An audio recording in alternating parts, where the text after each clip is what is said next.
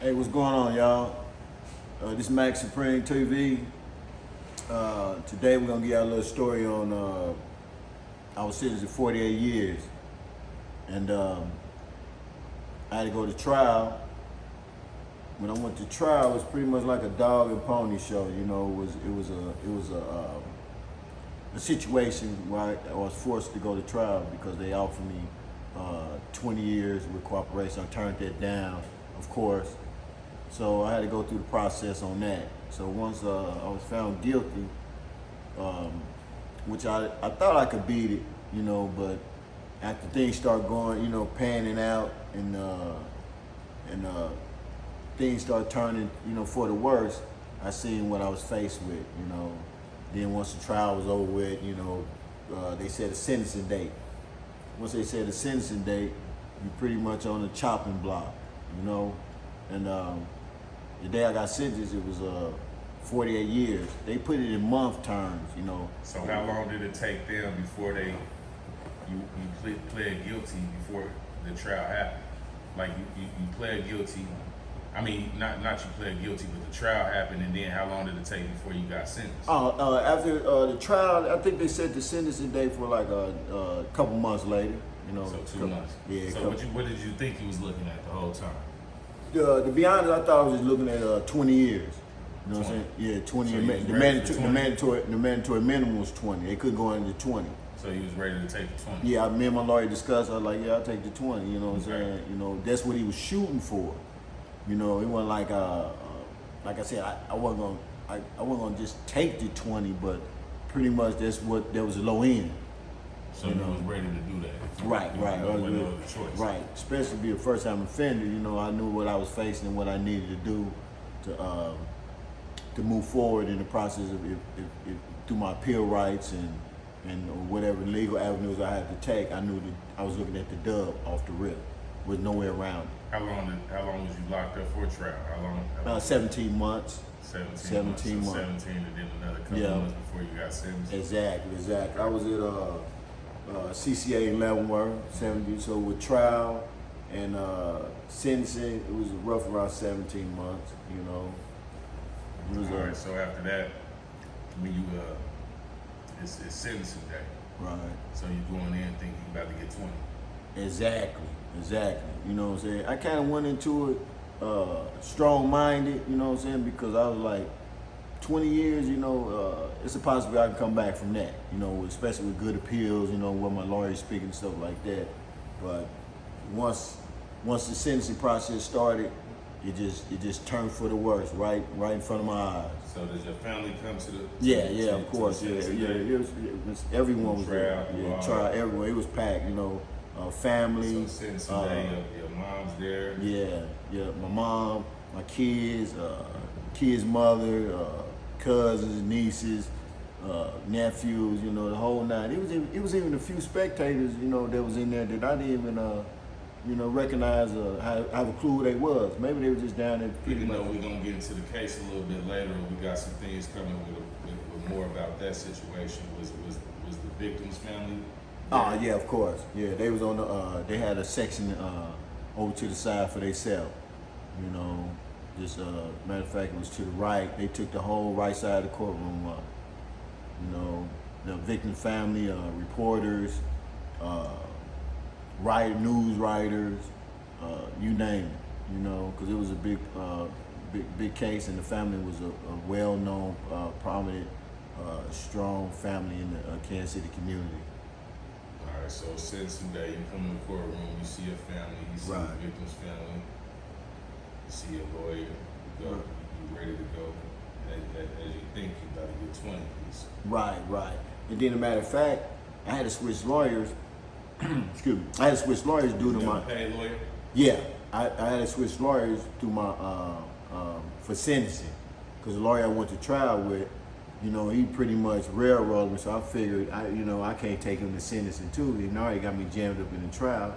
So I was like, man, I can't take him in there and just get hung all the way. You know, I was like, he didn't have my best interest at all, no shape, form, or fashion. You know how them lawyers do, man. They drain you. You know what I'm saying? You innocent until you ain't, pretty much. Did that prolong your sentencing? Huh? Did that prolong your sentencing when you switched lawyers? Nah, You because would've- I no put matter what, you would have been sentenced a couple months later. right. I put everything in motion. I put everything in motion quick right after the trial. You know what I'm saying? You know, Yeah, really good. right. Got myself together mentally and just kept fighting within. Like I mean, I gotta get another lawyer. At all avenues, I was like, man, you gotta fight on every angle. And the angle at that time was the next step was the sentence. You know, trial done, over with, nothing you can do about it. You know what I'm saying? Now I gotta go to sentencing and try to get the best the outlook that I can get. You know. All right, so you go in on sentencing day, you see your family, Right. you see all the victim's family, you see Right. the lawyer, you go over, you know, do he give you a heads up, or he think y'all riding, y'all both got the 20, he think you getting 22? Yeah, you know, I'm gonna be honest with you.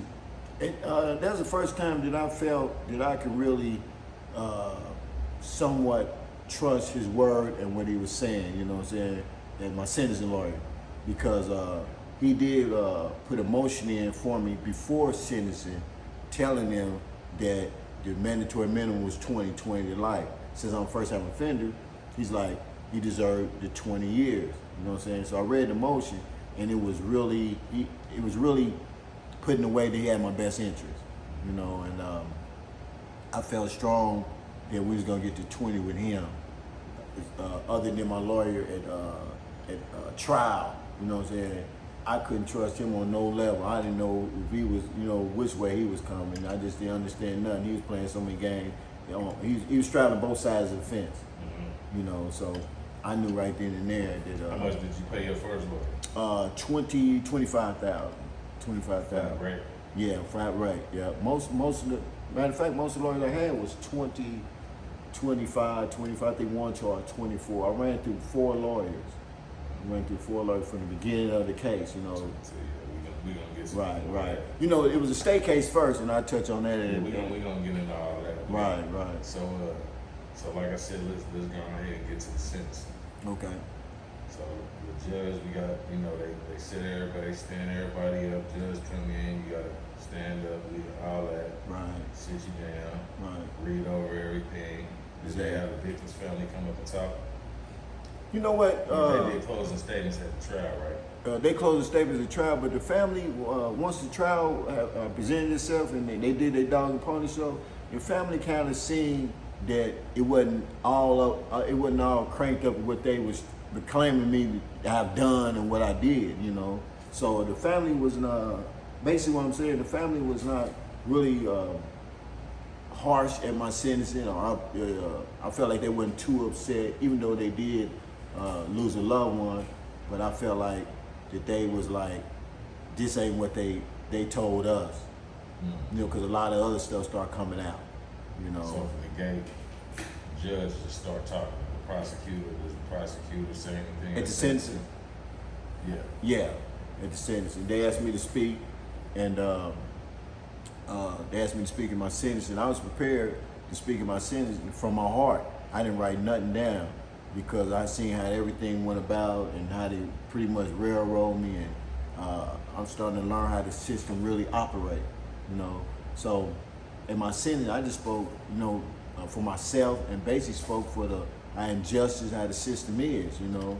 And I told them that the mandatory minimum, the laws that they had stuck on pretty much the drug laws and stuff like that, I told them was unjust, you know. And when I spoke on that, I was telling them that the laws need to be changed, you know, not just for myself, you know, for everyone who's facing these mandatory minimums, you know. And judge was getting kind of upset, you know, but I didn't really, I didn't feed into what he was saying, you know what I'm saying? I tried not to come off, you know, as ignorant or argumentative to him, you know, everything. And I was speaking from my heart, and I was just basically telling him, man, you know, that y'all sentencing, you know, not just me, but other guys, these crazy numbers, and it don't fit the crime, you know. But you got us stuck with these mandatory minimums, and you put us in the category where you pretty much is got our hands tied, you know. You offer somebody 20 years in cooperation.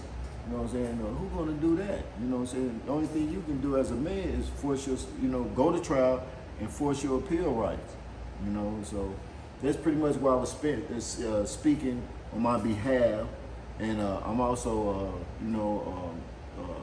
of course, apologize to the family for the loss of their loved one.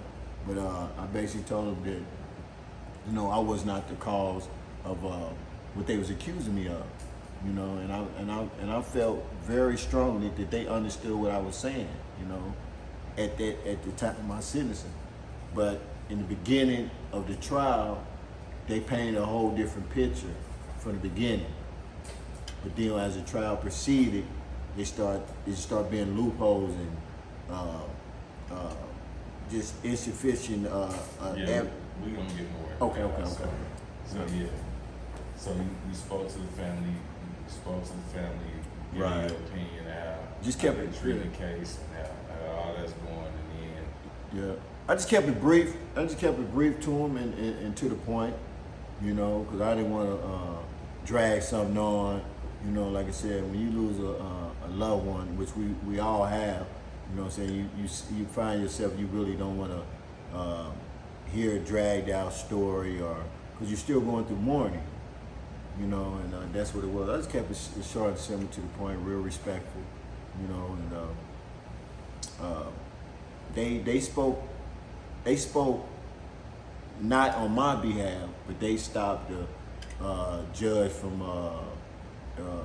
giving me restitution and all the other stuff, as far as the cost of the funeral. Yeah, as we'll get into a little later on with the story, the family was pretty well off. Well off. Yeah, pretty prominent. I'm talking about, listen, Yeah. the prominent family. It's kind of how the case got to kind of where it was. But Exactly. yeah, we're gonna get into that more. Exactly. The family, like I said, it was a predominant family. I say not just in Kansas City, Missouri, but in the state of Missouri. Pretty sure they got tired well out. Right. All right, so now we got who comes after the prosecutor. What does the prosecutor say? Or they recommended something? Does the prosecutor automatically come out and recommend something higher than 20? Right. The prosecutor, I think he was recommending 28 years on count one. Because 20 to life. How many counts did you have again? I had two counts. Okay. Count one was 20 to life. Count two was 0 to 20. But it shouldn't. I'm gonna go into it later on. But count two shouldn't have never existed. Period. Because it still was using the same elements as count one. But they separated the counts just in case I beat one. They didn't want me to walk. Period. Mm. So it was. It was like a They double. found you guilty on both. Yeah. Okay. So he recommended 28 flat Right. overall. Right. Overall. No, count one. Oh, okay. Count one. 20 life. He recommended 28. All right. 28 years. I don't know where he got that number from, but that's, I guess he did his so-called, his homework or whatever, he came up with that number. And now we got the judge coming up next. Right. Is he showing you remorse, sympathy towards Yeah, you? man, you know how them judges are, man. That man never. Remember your judge name? Dean Whipple. Whipple. Yeah. Dean Whipple. He been there. I don't know if he's still there now. He's still there, man. I had a judge, man. My judge still, I think my judge 90. Yeah, I think Dean Whipple, he probably been on the bench at least, man, I'd say about 40, 45 years, probably more than that. So he automatically go in on you. Man, he automatically go in. He stuck in his ways. He going in like he got more cases to do. Let's hear him get this one over with. Like I pretty much always speak on is a dog and pony show. That's what they do. During the dog and pony show, you're really not supposed to say anything. You're just supposed to take it and get on. But when you speak, when you speak on your life or speak on anything that you feel like can help you, they don't want that. And a lot of things that you have to speak on to get it on record and even to appeal it. A lot of dudes don't know that. You got to get. It's just so much technicalities on how they do this law now, man. It's set up for you to you can't win, man. In that situation. But You know, so I pretty much, you know, once again just spoke, you know, what I felt it was right, you know. Nah, we at the judge now. Yeah. So the judge, he talking. Yeah. He's saying these certain things where he just lets you know that it ain't no love. Exactly. Cause I said, you know, I said something to him.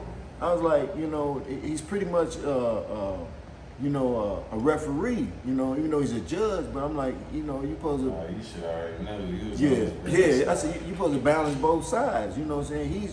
He's crucifying me, you know, just off the rip like he's part of the prosecutor, which he is. But still, again, you know, you're supposed to balance, you know, what's going on.